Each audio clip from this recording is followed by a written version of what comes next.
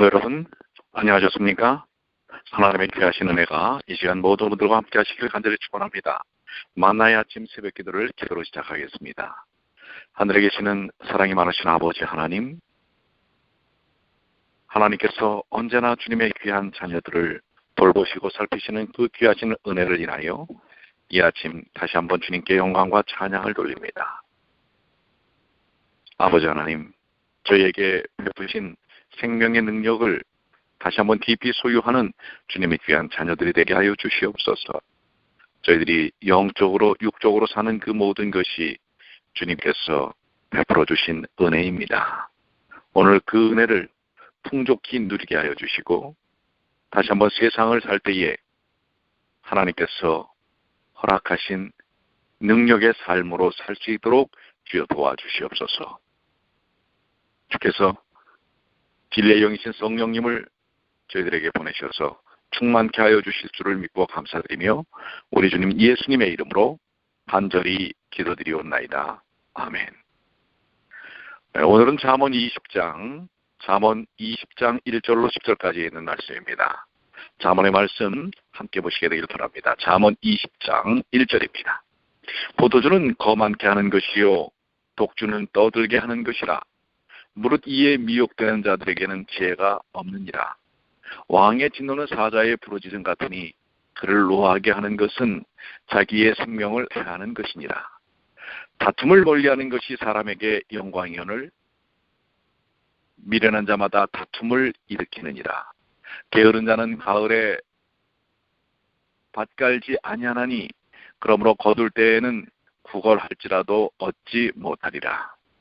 사람의 마음에 있는 모략은 깊은 물 같으니라. 그럴지라도 명철한 사람은 그것을 길어내느니라.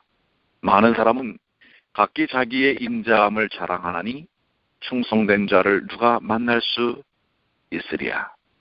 완전히 행하는 자가 의인이라 그 후손에게 복이 있느니라. 심판자리에 앉은 왕은 그 눈으로 모든 악을 흩어지게 하느니라. 내가 내 마음을 정하게 하였다. 내 죄를 깨끗하게 하였다 할 자가 누구니요? 한결같지 않은 저울추와 말은 다 여호와께서 미워하시느니라. 잠언 20장 1절로 10절까지 있는 말씀을 보았습니다. 우리 계속해서 우리 잠언의 말씀을 우리가 묵상을 하는데요. 반복해서 드리는 말씀이지만 이게 참 우리의 실질적인 삶에 얼마나 도움이 되는지 모릅니다. 때로는 우리가 살아보고 사는 것이 아니기 때문에 과거의 어떤 지식만 가지고는 다 해결할 수 없는 그런 문제들을 많이 접하게 됩니다. 새로운 환경, 새로운 상황, 그러나 그러한 부분들을 바르게 대처해 나갈 수 있는 말씀은 생명의 말씀, 주님의 귀한 말씀이고 특별히 잠언의 말씀은 우리의 일상적인 삶 속에 매우 도움이 되는 것이라고 확신합니다. 자, 1절에 있는 말씀, 포도주는 거만케 하는 것이요 독주는 떠들게 하는 것이라. 무릇 이에 미혹되는 자에게는 지혜가 없느니라. 성경에서 이 술로 나타날 때 주로 포도주, 독주 이렇게 이야기합니다. 술은 우리의 신경계통을 마비를 시키지요. 그래서 기분을 들뜨게 하고 허풍과 허세를 부리게 합니다. 정상적인 판단을 갖지 못하게 하는 것입니다. 그것은 하나의 이 마비된 신경계가 마비된 상태에서 나타나는 그러한 통제력을 잃어버릴 수밖에 없는 그런 상황 속에서의 상황을 말하는 것입니다. 술이 취하면 이성과 양심의 통제력을 잃어버리고 실수와 또한 잘못들을 이렇게 범하기 때문에 그것을 경계하도록 하는 것입니다. 노아도 술 취함으로 인해서 벌거벗는 실수를 하게 되지요. 또 롯도 술 취함으로 근친상간에 사실 부끄러운 죄를 범하게 됩니다. 술은 우리의 삶에 유익함이 없다고 하는 것입니다. 술은 개인과 가정에 경제적 손실을 가져오고 자기의 몸에 해를 주며 사람을 생활에서 불성실하게 만들고 현실 도피적인 그런 삶으로 몰아갈 수 있다고 하는 것입니다. 그래서 사도 바울은 에베소 5장 18절에 술 취하지 말라고 교훈하고 있습니다. 감독과 집사의 자격으로 술을 즐기지 않는, 술에 임박이지 않음을 들고 있습니다. 그러면은 약간은 마셔도 된다는 이야기인가? 그것은 오해이라고 생각이 됩니다. 또 디도서 2장 3절 많은 술에 종이 되지 말라고 나이 먹은 늙은 여자들에게 이렇게 권면하는 것을 볼 수가 있습니다. 심지어는 고린도전서 6장 9절로 10절, 갈라디아 5장 19절로 21절에는 술 취하는 자는 천국에 들어가지 못한다고 분명히 말씀하고 있습니다. 우리 그리스도인의 삶에 있어서 술은 백해 무익한 것입니다. 그것을 통해서 현실 도피적이고 또한 삶의 문제들을 해결할 수 있는 것이 아무것도 없다고 하는 것을 우리는 깨달아야 합니다. 그래서 우리 그리스도인들이 이 술 취함을 통해서 떠드는 것, 그것은 지혜 없는, 바르지 못한 삶의 모습이라고 하는 것을 이야기하고 있습니다. 오늘날 많은 현대 크리스찬들이 한두 잔의 포도주는 괜찮지 않겠나라는 그런 의식을 갖고 있는 사람들도 있다고 하는 것을 들었습니다. 그러나 성경은 분명히 우리에게 있어서 술이 유익하지 않는 것이라고 하는 기호식품, 유익하지 않는 기호식품이라는 것을 분명히 밝히고 있는 것입니다. 2절입니다. 왕의 진노는 사자의 부르짐을 같으니 그를 노하게 하는 것은 자기의 생명을 해하는 것이니라. 자, 여기 왕은 나라의 주권자요 우두머리죠. 왕이 진노한다는 것, 우리가 이미 앞서서 이 말씀을 비슷한 말씀을 보았지요.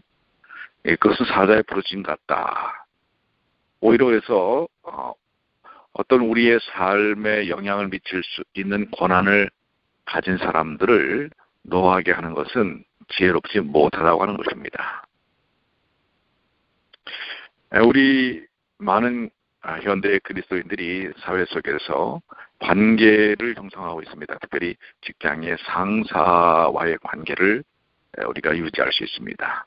그럴 때 어떤 태도를 갖는 일이 필요할 것인가, 지혜로움을 갖는 것이 필요할 것인가 생각해 볼 필요가 있습니다. 오히려 그런 우리에게 영향력을 미칠 권한을 가진 사람들을 진노하게 하거나 노하게 하는 것은 지혜롭지 않다고 하는 것입니다. 우리 그리스도인들에게도 배움같이 지혜롭고 비둘기처럼 순결한 삶의 어떤 모습들이 필요하지 않나 생각이 됩니다. 3절, 다툼을 멀리하는 것이 사람에게 영광연을 미련한 자마다 다툼을 일으키느니라. 이 다툼에 대해서 지금 반복해서 계속 나오고 있는데요. 사람이 왜 다투게 되는가?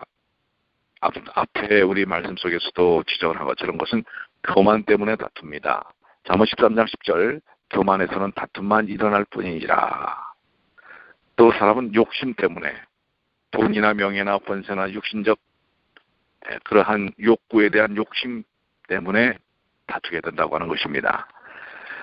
잠언 28장 25절에 마음이 탐하는 자는 다툼을 일으키나 이렇게 말씀하고 있고, 야고보서 4장 1절로 2절에 너희 중에 다툼이 어디로 쫓아나느뇨? 너희 지체 중에서 싸우는 정욕으로 또 쫓아난 것이 아니냐? 너희가 욕심을 내어도 얻지 못하고 살인하며 시기하고도 능히 취하지 못하나니 너희가 다투고 싸우는도다. 사람은 교만과 이기심 때문에 다투고요, 미움 때문에 다툽니다. 시기 때문에 다툽니다. 그래서 잠언 10장 12절에는 미움은 다툼을 일으켜도 사랑은 모든 허물을 가리우느니라. 그리스도인들이 갖는 중요한 그리스도인의 품성 중에 하나가 사랑입니다. 사랑은 허물을 가리우고 다툼을 갖지 않게 한다고 하는 것입니다.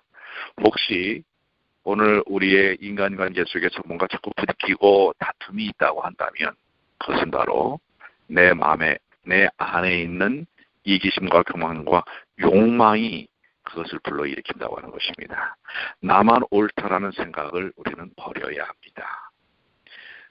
서로가 연약하고 그렇기 때문에 서로 상호 의존하고 이해하고 또 그런 과정에서 설득하고 하는 그런 커뮤니케이션이 이루어져야 하는 것입니다. 예수님은 온유하신 분이십니다.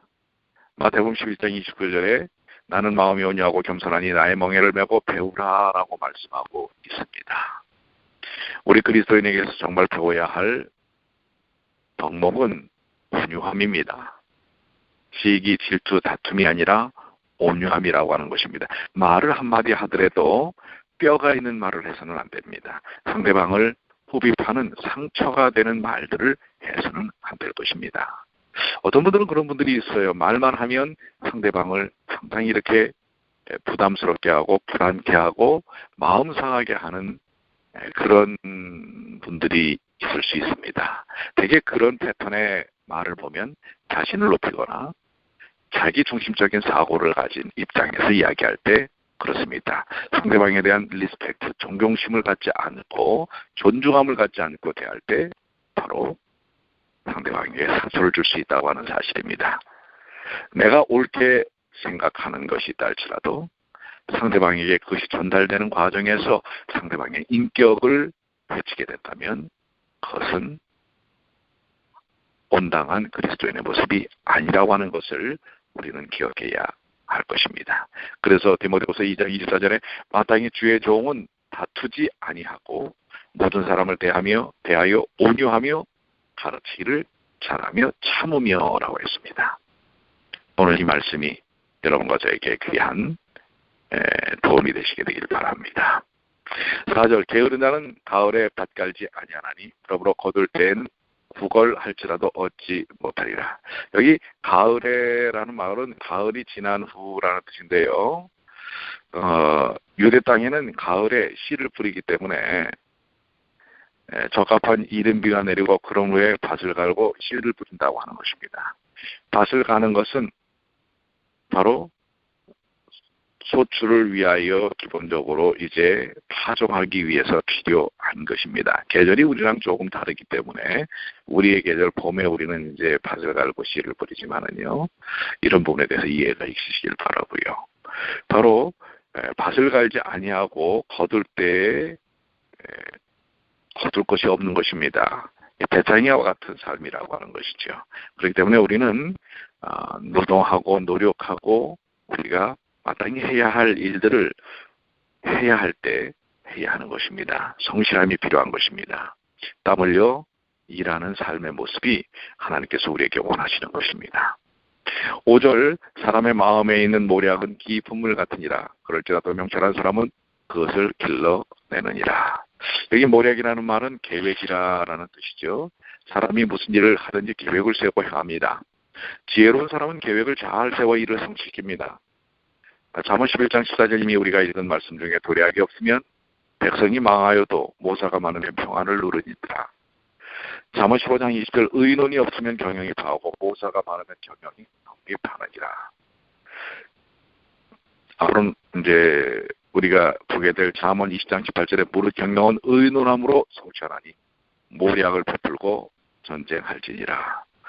사람은 내 생각만 갖고 살 수가 없다고 하는 것입니다. 서로 이 계획을 함께 나누고 또 커뮤니케이션을 이루는 일을 통해서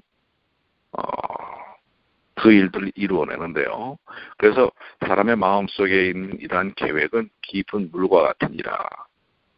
그러니까 마르지 않는 물과 같다고 하는 것입니다. 건물을 지을 때 설계도면 없이 짓는 것은 어리석은 일입니다. 그러한 것처럼 또 우리가 어떤 사역을 하든 어떤 목적을 갖고 일을 할 때 서로 계획을 상호 의견 교류를 통해서 나타내는 일이 필요합니다. 그런데 바로 거기서 리더의 역할은 무엇일까요? 여기 명철한 사람이란 바로 그런 가운데서 어떻게 그것을 잘 조율해 나갈 수 있을 것인가라고 하는 것인데요. 그것을 길러내는 일이라 그 기부물을 잘 길러낸다고 하는 것입니다. 즉 다른 사람들이 갖고 있는 생각들을 잘 끌어내서 그것을 효과적으로 사용하는 것입니다. 오늘날 21세기의 리더는 독불장군처럼 자기 혼자서 일을 감당하는 사람이 아니고 다른 사람의 생각을 잘 끌어내서 그것이 활용되도록 하는 것입니다. 6절 많은 사람은 각기 자기의 인자함을 자랑하나니 충성된 자를 누가 만날 수 있으랴. 사람들은 남에게 선을 베풀고 구제하고 긍휼과 사랑을 베푸는 것을 잘하는 일이라고 생각을 합니다. 그래서 많은 사람은 자기의 선함과 인자함을 자랑합니다. 그것은 자신의 선함과 구제를 다른 사람에게 보이려고 하고 드러내려고 하는 것입니다. 이것은 사람에게 보이려고 하는 외식적인 선일 수 있다고 하는 것입니다. 이런 외식적인 삶을 통해서는 충성된 자를 만날 수가 없다고 하는 것입니다. 우리가 외식적인 삶을 경계해야 한다고 하는 것을 이야기하고 있습니다. 여기서 충성된 자는 겉과 속이 같은 사람을 말합니다. 즉, 내가 외식되면 내 주변에는 또 그런 사람들밖에 없게 된다고 하는 것입니다. 그렇기 때문에 우리가 이야기하는 진정성을 갖는 삶이 주변에 또한 충성된 진정성을 갖는 사람들을 만나게 된다고 하는 것입니다. 오늘 나의 삶의 태도, 내가 내 자신에 대하여 자랑하는 것, 거기에 너무 심취해 있다가는 진정한 좋은 벗과 친구들을 함께하기가 쉽지 않다고 하는 것입니다. 오늘 이러한 부분들이 우리의 사회생활에 매우 적절한 그러한 필요되는 지혜라고 생각이 됩니다. 7절입니다. 완전히 행하는 자가 의인이라 그 후손에게 복이 있느니라. 여기서 완전히라는 말은 하나님을 경외하고 진심으로 하나님의 말씀을 순종하는 그러한 사람이죠. 그렇습니다. 하나님의 말씀을 따라 사는 사람은 그 자신뿐만 아니라 그 후손에게도 그러한 말씀 중심의 삶이 유업이 이어지기 때문에 영생의 축복을 누리게 되는 것입니다. 8절입니다. 심판자리에 앉은 왕은 그 눈으로 모든 악을 흩어지게 하느니라. 그의 눈으로라는 말은 그의 의로운 관찰과 통찰력과 판단의 눈으로 그렇습니다. 그러한 입장에서 고의적인 악을 분별하고 미워하는 눈이라는 뜻인데요. 의로운 재판장은 불의와 의, 선과 악을 분별하고 모든 악을 징벌하며 흩어지게 합니다. 악은 그 앞에 설 수 없고 다 흩어지고 맙니다. 특별히 심판자리에 앉은 왕은 누구십니까? 우리 주님이십니다. 결국 이제 마지막 그 심판대 앞에서 악은 흩어지게 될 것입니다. 소멸되고 도말될 수밖에 없는 것입니다. 그러나 오늘날에는 어떻습니까? 악이 판치고 있지 않습니까? 악함이 주인 행세를 하고 있지 않습니까? 그래서 우리도 그 악함에 굴복할 때가 있을 수 있다고 하는 것입니다. 그런데 오늘 이 8절의 말씀에 심판자리에 앉은 왕이 계시고 또 그 모든 악을 흩어질 심판의 날이 있다는 사실을 우리는 기억해야 할 것입니다. 하나님을 두려워한다는 것은 바로 하나님을 공포스럽게 여기는 것이 아니라 우리에게 분명히 짊어진 악에 대한 처리하는 순간이 온다고 하는 것이고요. 그러나 우리가 염려할 것이 없는 것은 그 악을, 죄를 우리 주께서 대신 담당하셨다고 하는 것입니다. 그래서 믿음의 삶이 얼마나 중요한지 우리가 깨달아야 하는 것입니다. 9절입니다. 내가 내 마음을 정하게 하였다, 내 죄를 깨끗하게 하였다 할 자가 누구뇨? 이 앞에 있는 말씀과 이어지는 것이죠. 우리 스스로는 우리의 마음을 정하게 하거나 죄를 깨끗해 할 자가 없다는 것입니다. 우리의 의는 예수 그리스도의 피밖에 없습니다. 예수님이 우리의 의이십니다. 조금 전에 말씀드린 것처럼. 그렇기 때문에 이제 그 곧 심판의 날이 우리에게 다가올 텐데 거기서 우리에게 벗어날 수 있는 단 한 가지의 방법은 바로 그리스도의 십자가의 은혜를 믿고 또한 그 은혜 속에 사는 것이라는 것 기억하시길 바랍니다. 우리가 아무리 지적으로 많이 깨달아도 그것을 행할 능력은 주님께로부터 오는 것입니다. 오늘 하루도 주님의 허락하신 능력을 통해서 승리하시게 되길 바랍니다. 그래서 하나님께서 여기 우리 오늘 주시는 말씀의 마지막 부분 10절, 이 말씀이 참 제 마음속에 와닿습니다. 한결같지 않는 저울추와 말은 다 여호와께서 미워하시느니라. 이게 뭡니까? 저울추가 왔다 갔다 하면 안 되지 않겠습니까? 그런 것처럼 우리 인생들의 말도 이 상황에서는 이렇게, 저 상황에서는 저렇게 왔다 갔다 해서는 안 된다고 하는 것입니다. 여호와께서는 그렇게 진실하지 못한 사람을 좋아하시지 않는다는 사실을 이야기하고 있습니다. 우리는 이제 거짓된 불의를 버리고 진실과 정직함으로 또한 말과 행실에 있어서 선한 의로움을 갖고 사시는 주님의 귀한 자녀들이 되시길 바랍니다. 언제나 변함없는 진솔한 그리스도인의 삶이 오늘 여러분과 저의 삶 속에서 나타나야 할 모습이 아니겠습니까? 기도하시겠습니다. 아버지 하나님, 오늘 주신 말씀들이 우리 생애 속에서 그대로 주의 능력을 통해 적용되고 경험되어질 수 있도록 도와주시옵소서. 오늘 비가 많이 온다고 합니다. 사랑하는 주의 모든 백성들이 비로 인하여 고통당하지 않게 하여 주시고 이 땅에 사는 모든 인생들이 그 어둡고 아픈 삶 속에서 벗어나서 빛의 길, 생명의 길,